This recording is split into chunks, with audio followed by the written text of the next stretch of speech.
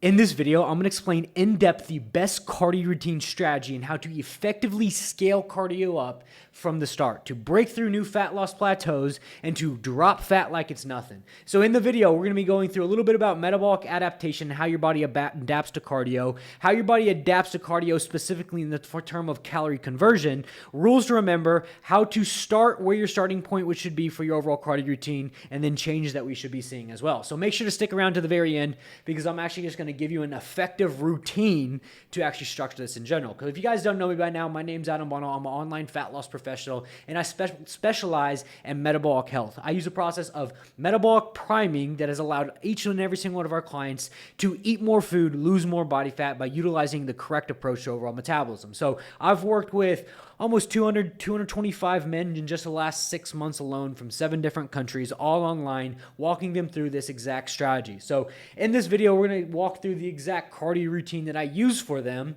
and to help each and every single one of you guys on your fat loss journey, because this whole channel is designed to get you as lean as possible. So anyways, I want to kind of start off with this, which is like, what is metabolic adaptation, right? And so metabolic adaptation is what a lot of the process of what we use revolves around. And it happens within nutrition, yes, but it also happens with an overall cardio routine, right? So basically metabolic adaptation is also called adaptive thermogenesis or diet fatigue. It's when your body adapts to what you are currently doing, and it gets better at optimizing what you are currently doing. So when we don't give our body what it needs to support such a body functions, our body down really regulates our metabolism. It's a body's survival mechanism to ensure we have the support of essential body functions in times of food scarcity.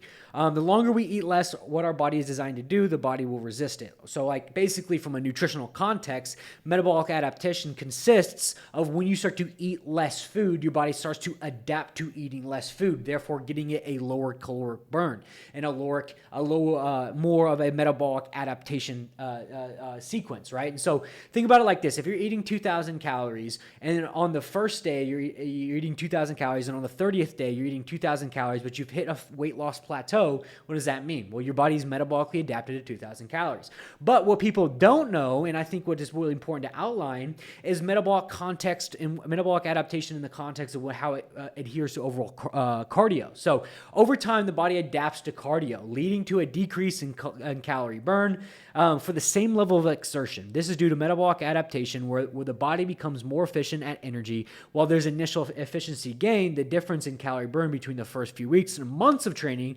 becomes less significant over the long term.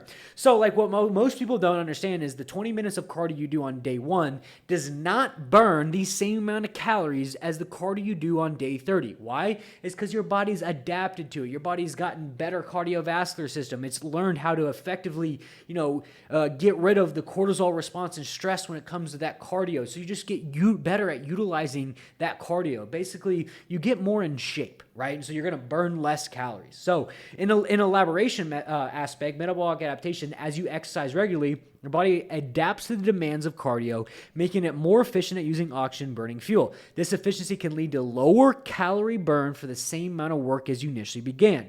So this is important to know because there's tons of guys who start cardio, they go 60 minutes, 7 days a week, and after that, their body kind of plateaus out. Right? Obviously, one, that's extremely unsustainable because you're doing so much, but also you run into the form of like hitting a wall of actual cortisol, enhanced cortisol. So like, for instance, like the more cardio you do, the cardio is going to produce cortisol. And if you aren't effectively reducing that cortisol in the form of nutrition and rest, then you can lead to a position to where now you're not effectively losing any body fat at all because the actual cellular activity is allocating for the overall inflammation and cortisol. So factors that affecting calorie burn: reduced fatty mass. If you've lost weight, the amount of body mass you're moving around decreases, leading to a lower calorie burn for the same exercise.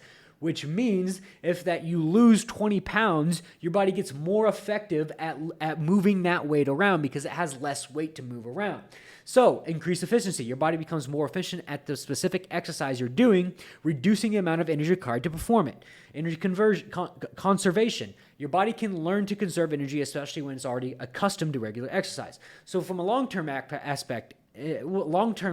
aspect, While there's initial increased efficiency, the difference in calorie burn between the first few weeks and months of consistent cardio may not be as drastic over the long term. Importance of consistency. Maintain calorie burn, you must be increased intensity, duration, or frequency of your workouts as you adapt. So, how do we put this into a context of overall cardio? So we know that metabolic adaptation, basically on the first day you're doing cardio, won't have the same calorie burn as the 30th day because you've most likely lost weight and your body's gotten more effective at utilizing the cardio because your cardiovascular system has improved. And so how do we put this in a context that makes this easy to actual scale?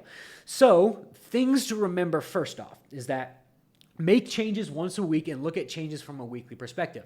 So I'm going to lay out 3 types of cardio for you to utilize, or 3 types of different aspects for you to utilize to effectively scale your cardio. But what we want to do is make sure that we're only making changes once per week and looking at changes from a weekly perspective. If you're guys who wakes up 2 pounds heavier the next day, do not increase cardio, right? What I tell my clients to do and how our clients check in is they have a set day of the week that they check in with all the requirements, check-in photos, energy levels, fatigue, hunger, everything in between. And so we are effectively changing things once per week. Why? Is because your digestion will flutter up and down, your weight will flutter up and down through the week, but we want to get an actual concept of looking at it from a weekly perspective. So the biggest thing that I cannot preach enough is only change things once per week. So only change cardio once fat loss stalls. Aim for 0.5 to 1.5 pounds drop per week. What I mean by this is that if you have the week before lost 0.5 to 1.5 pounds, do not change anything. Why? Because we only have so many resources when it comes to cardio. As we're scaling cardio up, we can always scale it up. But when we do scale it up, that means we are allocating more time to doing cardio. We're utilizing more resources, and we're kind of exerting more resources later then on, not having as much to actually improve because nobody wants to be doing 2 hours of cardio, right? And so only change the cardio, only increase cardio if we hit a true fat loss stall, which means we're below 0.5 pounds of weight loss drop per week. So when it gets into the 3 biggest drivers for your overall cardio routine, times per week, 5 max. So what I mean by that, 7 days out of the week, the maximum amount of cardio per week that you should be doing is 5 days per week. Time per session. How much time are we utilizing cardio per session, right? For instance, if we're doing 20 minutes, 5 times a weekly, right? We can scale that from 20 to 30 minutes, right? And then your overall steps, which steps should be performed every single day of the week, 7 days a week, right? Because it's a very low intensity form of cardio that's non-inflammatory that also reduces lactate. So it's good to pair with a higher intensity cardio and a lower intensity cardio like steps. So where do we take all this and where we get an actual good starting point? So this is where we start with all of our clients. So a good starting point for your steps is 8 to 10K steps. Start with 3 to 4 times weekly of high intensity cardio, like stairs, like running, like incline treadmill, and then 20 minutes per session, right? So this is a good starting point. Why? It's because we're keeping the baseline low. So yes, after we do this 20 minutes, after some time, your body will metabolically adapt to the cardio, to the 20 minutes of cardio.